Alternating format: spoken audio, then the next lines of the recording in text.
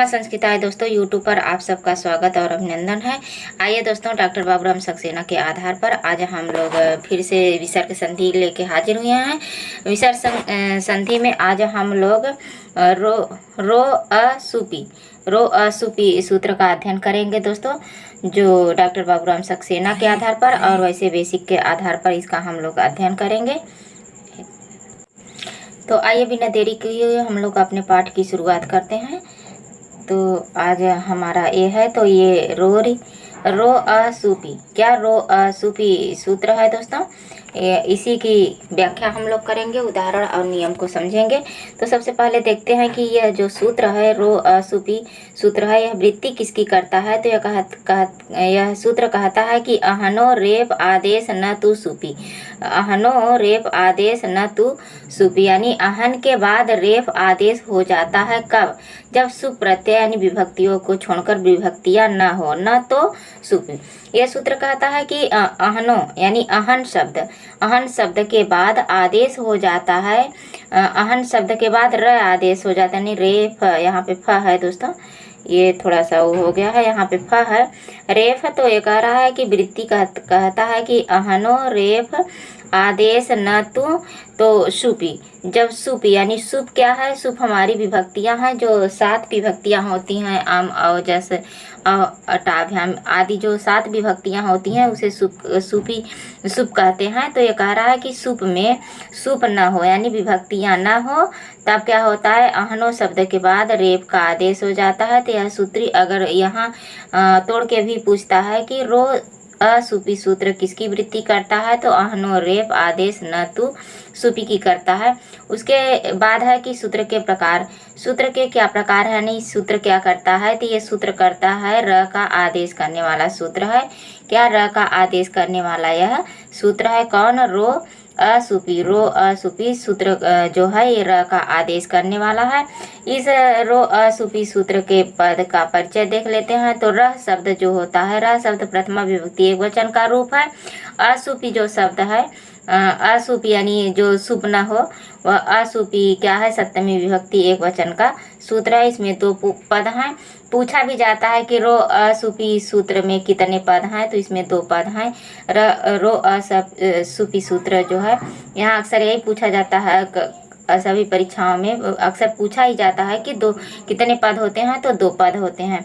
अब यहाँ पे बात आती है कि ये जो रो असुपी सूत्र है, ये अनुवृत्ति किसकी करता है, तो अहन की अनुवृत्ति करता है, अहन शब्द की अनुवृत्ति करता है दोस्तों। तो ये हमारा रो सूत्र है। आइए सूत्र के अर्थ को समझते हैं। सूत्र के अर्थ को हमने दोनों तरीके से बेसिक और बाबूराम सक्सेना के आधार पर ले लिया है दोस्तों। और एक बात और आप लोगों से कहना चाह रही थी कि जो है हमारा किरातार्जुनियम 3 दिन जो चल रहा है, तो ये जो हमारी संधि खत्म हो जाने के बाद हम लोग किरातार्जुनियम को कंटिन्यू पढ़ेंगे। तो पहले एक साहित्य और एक व्याकरण पाठ को, पहले साहित्य जैसे व्याकरण खत्म हो जाएगा, संधि खत्म हो जाएगी, तो उसके बाद किरातार्जुनियम का अध्ययन करने के बाद, पूरा उसे खत्म करने के बाद फिर हम समास को लेके आएंगे। तो ये आप लोगों को बता देना चाह रही थी। अगर आप लोग चाहते हो तो इसे कमेंट में हमें बताइएगा। तो सूत्र का अर्थ क्या है, सूत्र का अर्थ है कि यदि अहन शब्द के बाद, क्या अहन कोई शब्द है, अहन शब्द के बाद सुप प्रत्याहार न हो, यानी विभक्तियों को छोड़कर कोई भी स्वर हो। यहाँ पे कह रहा है कि विभक्ति को छोड़कर कोई विभक्ति न हो, पहले अहन शब्द हो। ये देखिए क्या हो कि पहले अहन, यहाँ पे लिखते नहीं, अहन को पहले अहन शब्द हो, उसके बाद कोई विभक्तियां न हो, यानी जो सुप आदि विभक्तियां होती हैं, विभक्तियां ना हो। उसके बाद क्या हो, कोई स्वर हो, जैसे अ आ ई, यहाँ पे गलत हो गया है, अ आ ई उ ऐ औ, ये जो हमारे 9 स्वर हैं, ये स्वर हो। और हस प्रत्याहार का कोई भी वर्ण हो। हस प्रत्याहार में कौन कौन से वर्ण आते हैं, ह य व र ल यंग म गड़ न झ भ ढ ध घ ढ जब गर्दस, ये सभी जो है वर्ण आते हैं जो हस प्रत्याहार के वर्ण हो और स्वर हो। एक विभक्तियां ना हो, क्या हो, विभक्तियां ना हो, हमारे स्वर हो और हस प्रत्याहार का वर्ण हो, तब क्या होता है, तो आए तो अहन शब्द के न के स्थान पर र आदेश हो जाता है। अहन शब्द के न के स्थान पर जो अहन में ये जो हमारा अहन है, तो अहन में जो न लिखा है तो इसी न के स्थान पर र आदेश हो जाता है। क्या? र आदेश हो जाता है।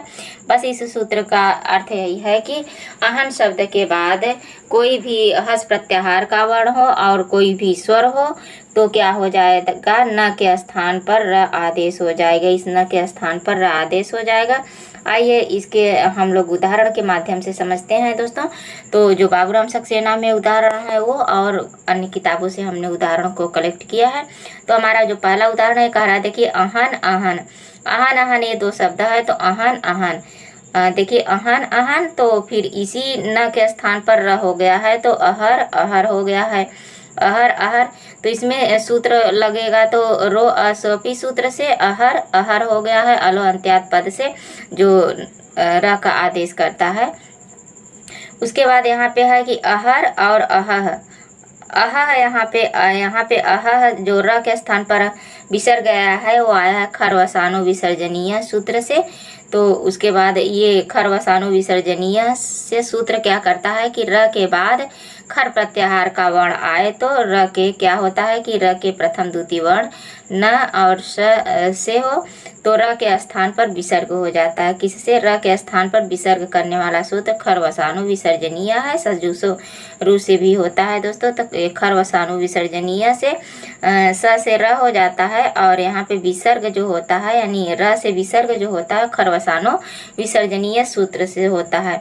तो यहाँ पे देखिए ये आ गया कि अहर, तो यहाँ पहले में अहर है ही, र के स्थान पर अहर हो गया। ये जो दूसरा अहर है उसके खरवसानो सूत्र लगा के अह कर दिया गया है। तो यहाँ पे हमारा रूप बन गया है, शब्द बन गया है अहरह, अहरह, अहरह, अहरह बन गया है दोस्तों, अहरह।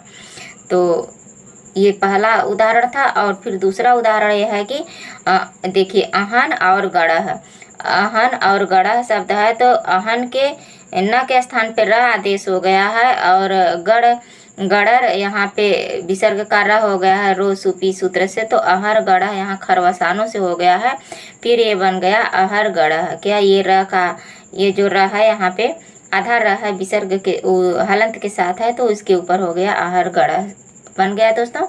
और यहाँ पे मान लीजिए हम इसको न लगाएं, इसको न लगाएं तो भी हमारा गढ़ा हो जाएगा। खरवसानो सूत्र न लगाएं तो भी बन जाएगा रो अपी सूत्र से खरवसानो न लगाएं तो भी बन जाएगा। और तीसरा है कि अहन प्लस अदन। अहन प्लस अदन, तो यहाँ पे अहर प्लस अदर हो जाएगा रो अपी सूत्र से। और यहाँ अहर अदह खरवसानो से हो जाएगा, तो रूप बन जाएगा, हमारा शब्द बनेगा असरद, असरदह बन जाएगा। क्या? असरदह बन जाएगा दोस्तों। उसके बाद हमारा चौथा उदाहरण है। चौथा उदाहरण अहन प्लस अत्र 3 है। तो अहर और अहर प्लस अत्र रो अपी सूत्र से, क्योंकि ये न के स्थान पर र हो गया, न के स्थान पर र हो गया है, तो यहाँ पे खरवसानो सूत्र नहीं लगा है। ये हो गया अहर रह रत्र, अहर अहर रत्र, ये बन गया है दोस्तों। उसके बाद ये अगला पांचवा है। पांचवा क्या कर रहा है कि अहन प्लस भांति। अहन प्लस भांति के अहर प्लस भांति, यहाँ पे खरवसानो नहीं लगा है तो अहर भांति बन गया है। और उसके बाद यहाँ पे क्या है कि एक कारिका दी गई है कि ये कह रहा है कि किंतु यदि अहन शब्द के बाद सुप हो, अभी तक कह रहा था कि अहन शब्द के बाद सुप ना हो, तब क्या कैसे रूप बनेगा कि र के स्थान न के स्थान पर अहन शब्द हो, उसके बाद सुप प्रत्याहार का यानी सुप न हो यानी विभक्तियां न लगी हो, तो क्या होगा कि वहाँ पे न के स्थान पे र आदेश हो जाएगा, न के अहन के न के स्थान पर र आदेश हो जाएगा। लेकिन यहाँ कह रहा है कि अहन शब्द हो, क्या हो? अहन शब्द हो और उसके बाद सुप, ये प्रत्याहार नहीं होगा, सुप यानी विभक्तियां हो, तब क्या होगा? अहन शब्द इस 8 और 2 67 सूत्र नंबर से क्या हो जाएगा? जो ये सूत्र है पद संज्ञक सूत्र है, तो यहाँ पे अहन के न के स्थान पर रू आदेश होगा। क्या? रू आदेश होगा, वहाँ पे रू आदेश होगा। ये कैसे? ये देखिए उदाहरण के माध्यम से समझते हैं। जैसे कि अहन शब्द है और भ्याम। भ्याम क्या है? ये भ्याम विभक्तियां हैं जो तृतीया, चतुर्थी और पंचमी विभक्ति के द्विवचन का रूप है? क्या? भ्याम। भ्याम क्या है? तृतीया, चतुर्थी, पंचमी में दो वचन में भ्याम भ्याम लगता है। तो एक अहन प्लस भ्याम, तो ये सुप हो गया ना दोस्तों, विभक्तियाँ आ गई तो सुप हो गया। तो अहर, तो इस न के स्थान पर रू आदेश हो जाएगा। भ्याम पद संज्ञक सूत्र जो हमारा दिया है उससे क्या हो जाएगा? अह उह हो जाएगा। अरे यहाँ पे ऊ हो जाएगा, रू के ऊ बचेगा, वो हसी च सूत्र से हो जाएगा। और भ्याम, तो यहाँ पे इस ह को हलंत कर देंगे तो यहाँ से अ निकल आएगा और ऊ हो जाएगा, प्लस भ्याम हो जाएगा। उसके बाद इसी अ और ऊ को मिला के क्या हो गया है? ओ हो गया है। और यहाँ आहन नहीं रहेगा, यहाँ गलती से लिखा गया, आहन नहीं रहेगा, अह रहेगा। और भ्याम फिर आदेंग गुण से गुण सूत्र लगा के ये हो जाएगा अहो भ्याम। क्या? अहो भ्याम सूत्र हो गया है। तो ये रहा हमारा रो असुपी सूत्र। तो आशा करती हूँ कि आप लोगों को समझ में आया होगा। तो यहाँ पे एक और जो है दिया है दोस्तों, कह रहा है कि स के स्थान से आदिष्ट र के पूर्व यदि अ और आ को छोड़कर कोई स्वर रहे और बाद में कोई स्वर अथवा हस प्रत्याहार का वर्ण दोनों रहे तो कोई परिवर्तन नहीं होता है। क्या? कोई परिवर्तन इसमें कोई परिवर्तन नहीं होता है। यहाँ पे हम टाइपिंग नहीं कर पाए हैं तो थोड़ा सा आप लोग ऐसे ही देख लीजिए, सुन लीजिए। तो यहाँ पे ये आ जाएगा कि ये कह रहा है कि एक मिनट, यहाँ हम आप लोगों को बता दे रहे हैं कि ये यहाँ पे बाबूराम सक्सेना में दिया है 33 नंबर पे, आप लोग देख लीजिएगा। 33 नंबर पे 33 नंबर लिखा है रो अपी सूत्र के ऊपर स के स्थान पे क्या? स के स्थान पर क्या हो जाएगा? र आदेश हो जाएगा। कब? कब और प्लस आ को छोड़कर स के स्थान पर र आदेश हो जाएगा। उसके बाद कोई स्वर रहे, अ और आ को छोड़कर कोई भी स्वर रहे, चाहे जो हो ई उ री ए आ कोई भी स्वर रहे तो हो जाएगा। अथवा और क्या रहे? और प्लस हस प्रत्याहार का वर्ण है। क्या? हस प्रत्याहार का वर्ण है। हस प्रत्याहार का वर्ण जो है हैवरट सूत्र से लेके जब गणदास सूत्र तक जितने वर्ण आएंगे हस प्रत्याहार के अंतर्गत आएंगे। तो इसमें कोई परिवर्तन नहीं होगा। क्या? कोई परिवर्तन नहीं होगा, यानी र है तो र ही रहेगा। इसको उदाहरण के माध्यम से देखिए, जैसे ये है कि अलीरयम, क्या है? अलीर प्लस अयम,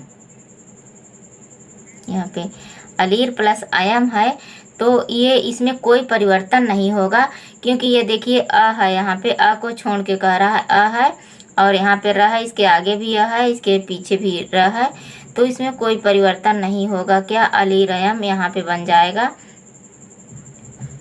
यहाँ पे क्या बन जाएगा? अलीरयम बन गया दोस्तों। उसी प्रकार हमारा दूसरा क्या है कि भानुर उदेती। क्या है? भानुर प्लस उदेती, उदेती है तो यहाँ आ जाएगा भानुर उदेती से यहाँ पे आ जाएगा भानुर, क्या हो जाएगा? भानु रू देती, ये जो यहाँ पे है यहाँ लग जाएगा रू देती बनेगा, भानु रू देती। बोल रही हूँ उसे समझ लीजिएगा दोस्तों, क्योंकि अभी यहाँ लिखने का स्पेस मेरे मोबाइल में कम है तो इसलिए नहीं हो पा रहा है। उसके बाद फिर अगला हमारा सूत्र है कि श्री प्लस ऐसा, ये श्री शब्द है, शरीर और प्लस ऐसा है तो यहाँ पे वैसे ही लिखाएगा। क्या? श्रेषा हो गया। उसी प्रकार के सुधी प्लस एती है, यहाँ पे है सुधी प्लस एती हो गया तो यहाँ हो गया सुधी रेती। क्या? सुधी रेती बन गया। और उसी तरह बना है कि गौर प्लस अयम गौरयम। क्या? गौर प्लस अयम, यहाँ पे गौर प्लस अयम के गौरेयम बन गया, क्या गौरेयम, गौरेयम बन गया। और कबीरेयम इसी तरह गुरु इच्छा, जो भी है दोस्तों। तो ये हम थोड़ा सा दिया था तो आप लोगों को समझाने की कोशिश की। तो आज बस यहीं तक दोस्तों। वीडियो कैसे लगा, आप लोगों को अच्छा लगा तो लाइक शेयर कमेंट करिए। और जो हमारे नए साथी हो वो वीडियो को सब्सक्राइब न किए हों तो सब्सक्राइब करिए दोस्तों, ताकि नोटिफिकेशन आपको सबसे पहले मिले, आप इसका लाभ उठाएं। तो इसी शब्दों के साथ हम अपने वाणी को विराम देते हैं। जय हिंद, नमः संस्कृताय दोस्तों, धन्यवाद।